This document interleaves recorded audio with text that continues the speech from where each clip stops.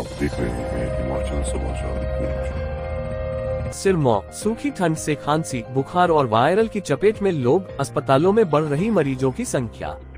लंबे अरसे से बारिश न होने के कारण शुष्क ठंड के चलते लोग बीमारियों की चपेट में आ रहे हैं।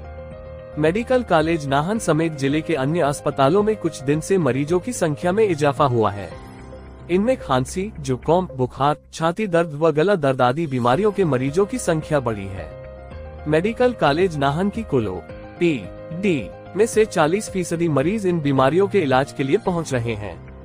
यही स्थिति सिविल अस्पताल पांवटा साहिब, शिलाई, ददाहू, राजगढ़ और सराहा अस्पताल की भी है। सुबह से ही अस्पताल में इलाज के लिए मरीजों की लाइनें लगनी शुरू हो जाती हैं। पर्ची बनाने के लिए लंबी कतारें लगी रहती हैं। गौरतलब है कि मेडिकल कॉलेज नाहन में रोजाना 1000 से 1200 मरीज इलाज के लिए पहुंचते हैं।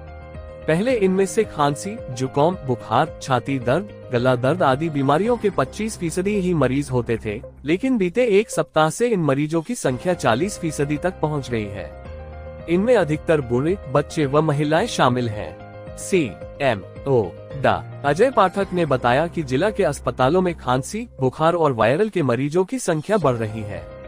इसका मुख्य कारण बारिश न होने से बढ़ रही सूखी ठंड है।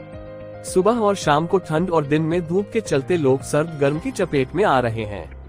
उन्होंने बताया कि लोगों को अस्पतालों में उपचार के साथ साथ अपनी सेहत को लेकर उचित परामर्श भी दिया जा रहा है।